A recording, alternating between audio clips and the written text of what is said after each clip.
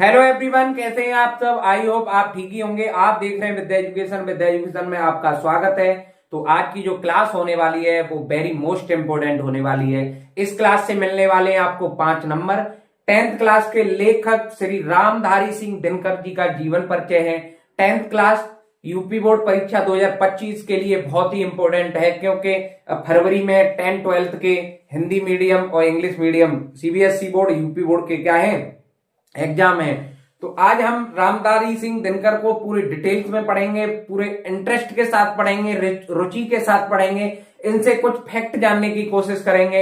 ये ऐसे फैक्ट होंगे जो आपके परसेंटेज को इंक्रीज कर सकते हैं, आपकी परसेंटेज को बढ़ा सकते हैं। 3 नंबर का तो आता है आपका जीवन परिचय। 2 नंबर की आती है उनकी रचनाएं। रचनाओं को बड़े इंटरेस्ट तरीके से, बड़े ट्रिकों के साथ में जानेंगे। इनकी शिक्षा दीक्षा कहाँ हुई, कहाँ के रहने वाले थे ये रामधारी सिंह दिनकर लेखक, किस तरह से इनके रास्ते में क्या रुकावटें आई नहीं आई, ये सब कुछ पढ़ेंगे इंटरेस्ट के साथ। वीडियो के अंत तक बने रहें। अगर आप विद्या एजुकेशन यूट्यूब चैनल पर नए आए हैं तो सब्सक्राइब कर लें, साइड में बेल आइकन दबाना ना भूलें, जिससे कि सबसे पहले नोटिफिकेशन आपके पास पहुंच सके। हमारी जो क्लास के शेड्यूल है वो शेड्यूल है, सुबह एक तो 7 बजे क्लास आती है, सुबह 7 बजे क्लास आती है। अभी एग्जाम को देखते हुए, यूपी बोर्ड सीबीएसई बोर्ड 10-12 के एग्जाम को देखते हुए एग्जाम की सबसे ज्यादा क्लासें आ रही हैं, एग्जाम की ही सबसे ज्यादा क्लासें आ रही हैं, और सैनिक स्कूल की भी क्लासें आ रही हैं, क्योंकि हम कराते हैं जवाहर नवोदय विद्यालय और सैनिक स्कूल की प्रवेश परीक्षा की अतिरिक्त तैयारी।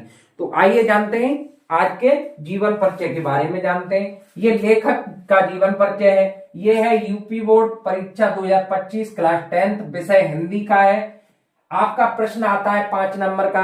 आपका प्रश्न आता है 5 नंबर का, किसी एक लेखक का जीवन परिचय और उनकी रचनाओं पर प्रकाश डालिए। तो रचनाएं आती हैं आपकी 2 नंबर की, जीवन परिचय आपका आता है 3 नंबर का। टोटल जो मार्क हो जाते हैं वो 5 नंबर हो जाते हैं। तो आइए जानते हैं। ये प्रश्न है आपका रामधारी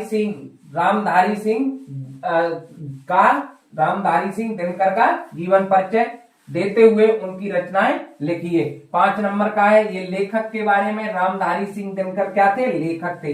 अब हेडिंग डालेंगे, ब्लैक स्केल या ब्लैक पेन का इस्तेमाल करेंगे। मैं लगातार वीडियो में बता रहा हूं, लगातार क्लासों में बता रहा हूं। ब्लैक स्केल या ब्लैक पेन डबल रख के परीक्षा हॉल में ले जाएं, जिससे कि कोई भी प्रॉब्लम ना आए। स्केल भी ले जाएं जो कि लाइन ड्रॉ करने में आपकी मदद करे। तो आइए जानते हैं। जीवन परिचय हेडिंग डालेंगे किनका, रामधारी सिंह दिनकर जी का। रामधारी सिंह दिनकर जी का जीवन परिचय बहुत अच्छे से दूर दूर लिखेंगे, अच्छा सुंदर लिखेंगे।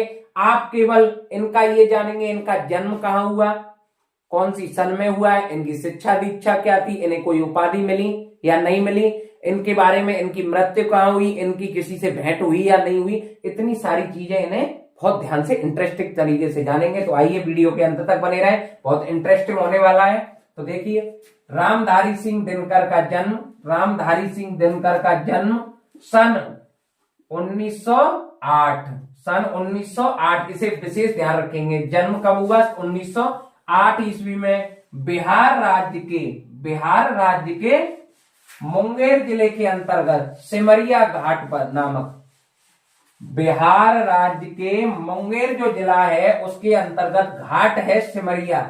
घाट क्या है, सिमरिया नामक गांव में हुआ। सिमरिया घाट नामक गांव में हुआ। उन्होंने मोकामा घाट से मैट्रिक की। मोकामा घाट से मैट्रिक की। मोकामा घाट से क्या थी, मैट्रिक की। पटना विश्वविद्यालय तथा पटना विश्वविद्यालय से बीए किया। क्या किया, इनकी शिक्षा दीक्षा को हमेशा भूलेंगे ही नहीं। शिक्षा दीक्षा कौन से गांव में हुआ, कौन से जिले में हुआ, कौन से राज्य में हुआ, कौन सी सन में हुआ, ये सारी चीजें आपको माइंड में सेट करनी पड़ेंगी, ब्रेन में सेट करनी पड़ेंगी, स्मृति में सेट करनी पड़ेंगी, मेमोरी में सेट करनी पड़ेंगी ये सारी चीजें। तो आइए जानते हैं। बीए कहां से की इन्होंने, पटना विश्वविद्यालय से। ऑनर्स से किया, किससे किया, ऑनर्स से। बाद में अभी रिवीजन करते हैं, पहले इसे पूरे डिटेल्स में पढ़ लेते हैं। आइए, बाल्यावस्था में ही उन्होंने अपनी साहित्य, उन्होंने मतलब रामधारी सिंह दिनकर ने बाल्यावस्था में ही अपनी साहित्य सृजन की प्रतिभा का परिचय दे दिया। जब ये छोटे थे तभी से इनमें झलक आने लगी साहित्य की। किसकी झलक आने लगी? इनके घर वाले भी इन पे बिलीव करने लगे कि ये साहित्य के एक दिन लेखक अवश्य बनेंगे। उन्होंने क्या दे दिया? परिचय दे दिया, कुछ ऐसी चीजें कहीं, कुछ ऐसे कार्य किए इन्होंने जो साहित्य से रिलेटेड थे, संबंधित थे। आइए जानते हैं। जब वे मिडिल कक्षा में पढ़ते थे, जब वे मिडिल कक्षा में पढ़ते थे तभी उन्होंने वीरवाला नामक काव्य लिखा। जब ये छोटी कक्षाओं में पढ़ते थे, 10 12th में पढ़ते थे और कम में भी पढ़ते थे, तभी इनका साहित्य के प्रति इतना भाव था कि इन्होंने क्या किया? वीरवाला नामक काव्य लिख दिया। क्या लिख दिया? वीरवाला नामक काव्य लिख दिया। अब देखिए, बीए ऑनर्स करने के बाद, बीए ऑनर्स कहां से की थी इन्होंने? पटना विश्वविद्यालय से। कहां से की थी? पटना विश्वविद्यालय से। अब बीए ऑनर्स की ही बात यहां चल रही है, उसी के बारे में जिक्र होता है। बीए ऑनर्स करने के बाद दिनकर जी 1 वर्ष तक मोकामा घाट से क्या किया था इन्होंने? मैट्रिक की थी। वहीं एक बीए ऑनर्स करने के बाद पटना विश्वविद्यालय से क्या किया? बीए ऑनर्स किया। लेकिन बीए ऑनर्स करने के बाद 1 वर्ष तक जहां से इन्होंने मैट्रिक की थी, वहीं क्या किया? 1 वर्ष तक मोकामा घाट के हाई स्कूल में, मोकामा घाट के हाई स्कूल में बीए करने के बाद क्या बन गए? ये प्रधानाचार्य, प्रिंसिपल बन गए। प्रधानाचार्य बन गए। क्या बन गए? प्रिंसिपल रहे, प्रिंसिपल बन गए और रहे भी मोकामा घाट के हाई स्कूल में। सन 1934 में वे सरकारी नौकरी में आए। कब आए? सन 1934 में। 1908 में इनका जन्म हुआ था। सरकारी नौकरी लगी इनकी कितने में? 1934 में। आप समझ लीजिए कितनी? 26 साल की एज में। कितनी की में? 26 साल की एज में क्या लगी? सरकारी नौकरी। 26 साल की एज में क्या लग गई इनकी? गवर्नमेंट जॉब लग गई, सरकारी नौकरी में आ गए। तथा सन 1934 में ही क्या किया वे? ब्रिटिश सरकार के युद्ध प्रचार विभाग, पहले गवर्नमेंट जो हुआ करती थी, अपना देश तो 1949-50 में आजाद हुआ है। 1934, 1935, 40, 45 तक क्या थे? अंग्रेजों का शासन था, ब्रिटिश सरकारें थी। वहां क्या किया इन्होंने? इनकी कहां जॉब लगी? 1934 में ही ब्रिटिश सरकार के युद्ध प्रचार, मतलब गवर्नमेंट जॉब में लग गए, ब्रिटिश सरकार के अंडर में काम करने लगे। वहीं इन्हें क्या बनाया? युद्ध प्रचार विभाग में उपदेशक नियुक्त किया गया। इन्हें बनाया उपनिदेशक नियुक्त किया। ब्रिटिश सरकार 1934 में इनकी जब जॉब लग गई तो इन्हें जो विभाग मिला वो मिला युद्ध प्रचार विभाग मिला, उपनिदेशक नियुक्त किया गया। ब्रिटिश सरकार ने इन्हें उपनिदेशक नियुक्त किया। आइए जानते हैं आगे क्या हुआ इनके जीवन के बारे में। कुछ समय बाद वे मुजफ्फरपुर, कुछ समय इसके बाद की बात हो रही है, उपनिदेशक के बाद की। कुछ समय बाद वे मुजफ्फरपुर कॉलेज में हिंदी विभागाध्यक्ष हुए।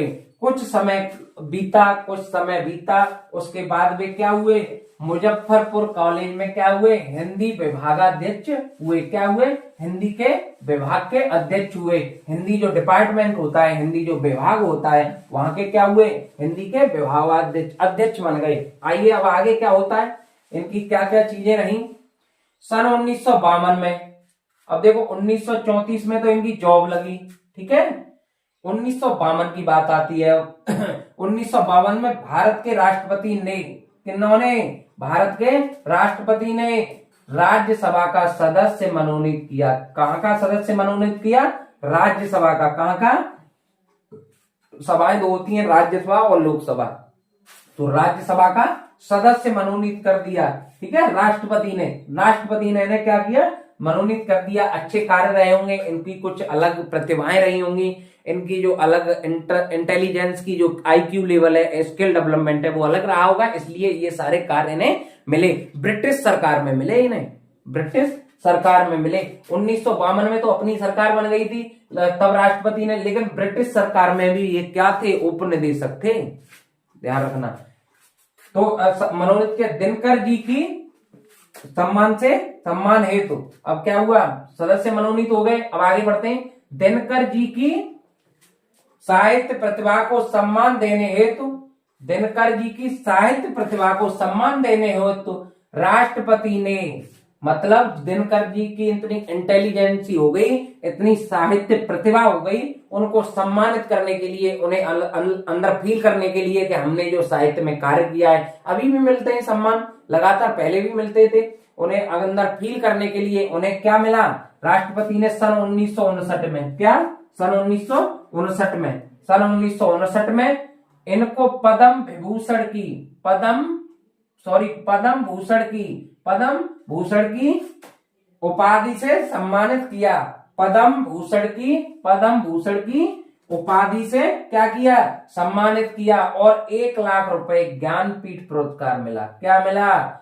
1 लाख रुपए के रूप में। कब मिला? 1959 के लगभग। बहुत आज के जमाने में तो कम से कम 1 लाख रुपए को समझो 1 करोड़ मिल गया इन्हें। बहुत कुछ रुपए की वैल्यू थी। इस ईस्वी में 25 पैसे भी चलते थे। हमने लगातार देखा है 2009, 2008, 2007 तक देखा है 25-50 पैसे 1 रुपए चलता था। तो 1 लाख रुपए की जो कीमत थी वो आज के 1 करोड़ रुपए के बराबर है। तो क्या मिला है ना? क्या मिला अब आगे? 1 लाख रुपए से ज्ञानपीठ पुरस्कार से भी इनको पुरस्कृत किया गया। क्या किया गया? पुरस्कृत। हिंदी के यह महान साहित्यकार 1974 ईस्वी में ये संसार से विदाई हो गए। आइए इसका रिवीजन करते हैं, उसके बाद हम इंटरेस्टिंग तरीके से आपको क्या बताएंगे? रचनाएं बताएंगे। वीडियो के अंत तक बने रहें। इनका जन्म कब हुआ? बिहार राज्य के मुंगेर जिले में कब हुआ जन्म? 1908 में। कब हुआ? 1908 में। कब हुआ?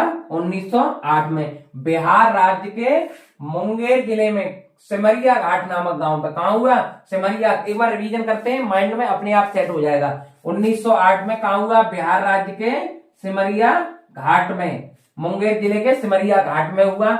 इन्हें क्या क्या प्रॉब्लम आई वो देखते हैं। इन्होंने मोकामा घाट से मैट्रिक की और मोकामा घाट ही हाई स्कूल में ये क्या रहे?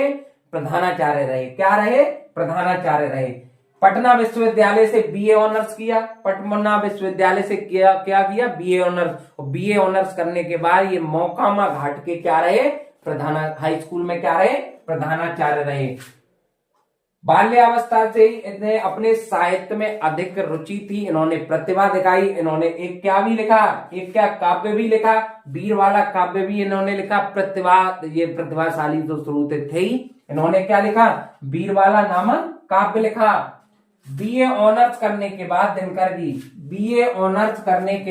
दिनकर जी 1 वर्ष तक मोकामा घाट के क्या रहे? मैंने क्या बताया? यहां से इन्होंने मैट्रिक की शिक्षा प्राप्त की। वहीं उसी स्कूल में ये क्या रहे? प्रिंसिपल रहे, प्रधानाचार्य रहे। वर्ष तक मोकामा घाट के क्या रहे? प्रधानाचार्य रहे। 1934 में 26 वर्ष की एज में इनकी क्या लग गई थी? क्योंकि 1908 में क्या हुआ था इनका जन्म, 1934 में क्या लग गई थी? सरकारी नौकरी लग गई थी इनकी। और 1934 में ही वे ब्रिटिश सरकार थी, तब 1950 से पहले ब्रिटिश सरकार थी। वहां क्या हुए? युद्ध प्रचार विभाग के उपनिदेशक चुने गए। युद्ध प्रचार विभाग के उपनिदेशक नियुक्त हुए, उपनिदेशक चुने गए। आइए जानते हैं। कुछ समय बाद वे मुजफ्फरपुर कॉलेज में हिंदी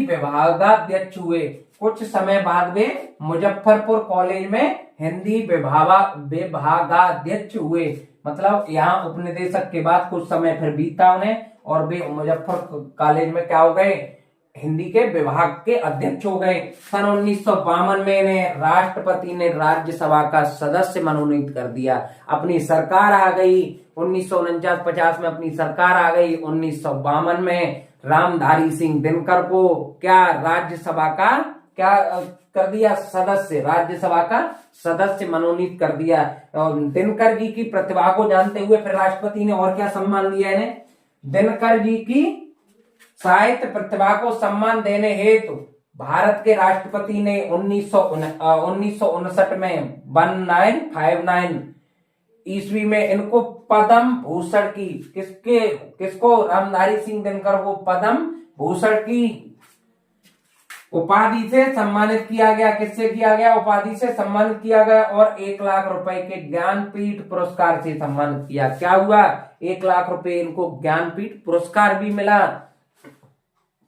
पुरस्कार भी मिला। और ये हिंदी के ये महान साहित्यकार, इनकी जो मृत्यु हुई, महान साहित्यकार, हिंदी के महान साहित्यकार 1974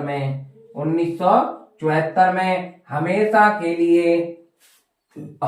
के लिए विदा हो गए। 66 वर्ष ये जिए। कितने वर्ष जिए? 66 वर्ष। कितने वर्ष जिए? 66 वर्ष की आयु में इनका निधन हो गया। 66 वर्ष में इतना नाम कर गए कि आज भी हमारे दिलों में इनकी कलाकृतियां, इनके निबंध, इनकी जो साहित्य शैलियां, इनकी जो रचनाएं, वो आज भी हमारे दिल में हैं। तो आइए इनकी रचनाएं के बाद, अब हमने इतने समय में केवल 3 नंबर का पार्ट कर पाया है कवर। अब 2 नंबर का पार्ट इनकी रचनाएं रह गई हैं। रचनाएं तो 2 लाइन की हैं, आइए जानते हैं। रामधारी सिंह दिनकर की प्रमुख रचनाएं। रामधारी सिंह दिनकर की क्या प्रमुख रचनाएं? 2 मार्क की हैं। 2 मार्क की क्या? 3 नंबर का जीवन परिचय और 2 नंबर की रचनाएं। टोटल 5 मार्क आते हैं। टोटल कितने मार्क आते हैं? 5। कितने आते हैं? 5 मार्क का आता है ये। 10th क्लास में आता है। अब इनकी रचनाएं देखेंगे, बहुत इंटरेस्टिंग। उर्वशी रश्मिरथी। रामधारी सिंह दिनकर नाम है तो राम से रश्मिरथी, उर्वशी भी है, रश्मिरथी उर्वशी भी है। इनकी परशुराम की प्रतीक्षा, इनकी जो रचना है वो परशुराम की प्रतीक्षा। ये हुंकार भी है, ये हुंकारवादी मान लो, इन्हें एक ट्रिक से याद कर सकते हैं। रामधारी सिंह दिनकर एक हुंकारवादी भी थे तो इनकी रचनाएं हुंकार हो गई। एक परशुराम की प्रतीक्षा, परशुराम भगवान के प्रति इनका बहुत स्नेह था तो इन्होंने परशुराम की प्रतीक्षा को अलंकृत कर दिया, लिख दिया। तो आइए फिर रचना एक बार रिपीट करते हैं क्योंकि 2 नंबर इससे पक्के होने वाले हैं। इतनी रामलीला से केवल 3 नंबर और केवल इतनी छोटी रामलीला से 2 नंबर, क्योंकि एग्जामिनर आपको पूरे नंबर जब ही देगा आप अच्छे से लिख के आएंगे। उनका जो जन्म है, मृत्यु है, कितनी शिक्षा दीक्षा हुई, कहाँ के कैसे सम्मान मिले, सब आपको 5 नंबर मिलने वाले हैं। तो आइए एक ही क्लास से आप 5 नंबर बटोरने की कोशिश करेंगे। तो आइए जानते हैं रामधारी सिंह दिनकर की रचना। उर्वशी रश्मिरथी, परशुराम की प्रतीक्षा। उर्वशी इनकी ट्रिक के लिए याद कर सकते हैं, इनकी बेटी का नाम उर्वशी होगा। रश्मिरथी खुद है, इनके रामधारी सिंह दिनकर नाम है तो रश्मिरथी हो गया। बेटी, दूसरी बेटी का नाम रश्मिरथी याद कर सकते हैं। परशुराम की प्रतीक्षा, परशुराम की प्रतीक्षा को याद कर सकते हैं। हुंकारवादी थे तो हुंकारवादी याद कर सकते हैं। आई होप आपको ये कम समय में एक ही क्लास में 5 नंबर जानने की कोशिश कर रहे होंगे। हम लगातार जो लेकर के आ रहे हैं वो लेकर के आ रहे हैं जीवन परिचय, कवि और लेखकों के निबंध, श्लोक, बहुत कुछ लेके आ रहे हैं। हम वो भी लेके आएंगे अगर आप कमेंट करेंगे सर हमें पूरा एनालिसिस करा दीजिए पूरे बोर्ड का, हमारे पास मॉडल पेपर नहीं है या हमें मॉडल पेपर समझ में नहीं आ रहा है तो हमें एनालिसिस करा दीजिए, तो हम आपको एनालिसिस भी कराएंगे। केवल हमारा साथ देते रहिए। आप क्या करना है, आपको केवल हमारा साथ देना है। आपको केवल हमारा साथ देना है। हमारे साथ के लिए क्या करना है, हमारे साथ के लिए करना है आपको खुद सब्सक्राइब करना है, शेयर करना है और हमें फीडबैक देने के लिए कमेंट करना है। आप सब किस तरह का कार्य कर रहे हैं, इस तरह की क्लासें लाएं, इतने टाइम लाएं, क्योंकि हमारी क्लास सुबह 7 बजे आती है, एक शाम को 5 बजे स्टार्ट होती है, फिर 6 बजे। एक क्लास को 2 बार अवश्य देखा करें, बिना कॉपी पेन लिए देखेंगे तो आपको पूरी तरह से समझ में आ जाएगा। आई होप हमने एक ही कार्य के साथ स्टार्ट किया था, एक ही लाइन के साथ स्टार्ट किया था। अब पड़ेगा ग्रामीण और शहरी भारत। हमारी इच्छा हर घर शिक्षा के तहत कार्य कर रहे हैं। हमारा अभियान लक्ष्य 2025 चल रहा है, आप भी उसके हिस्सा बने।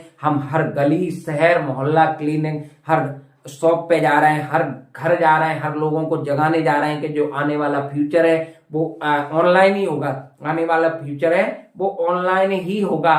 तो आप हमारा साथ देते रहिए। आज नहीं तो कल एक दिन यह कोरबा आगे बढ़ जाएगा। वक्त बदलता है फिर बदलेगा, सारा जहां अपना होगा। कैसे कह दूं मैं थक गया हूं, कैसे कह दूं मैं थक गया हूं, न जाने किस किस का हौसला हूं। मैं अपने एक ही वाणी को विराम दूंगा, एक ही स्लोगन के साथ मैं कार्य करते जाऊंगा। आप हमारा साथ दीजिए, हमारे कोरबा के साथ हमारे साथ बने रहिए और इसे कमेंट अवश्य करें हम किस तरह का कार्य कर रहे हैं। तो ज्यादा न समय को गवाते हुए इसी के साथ जय हिंद।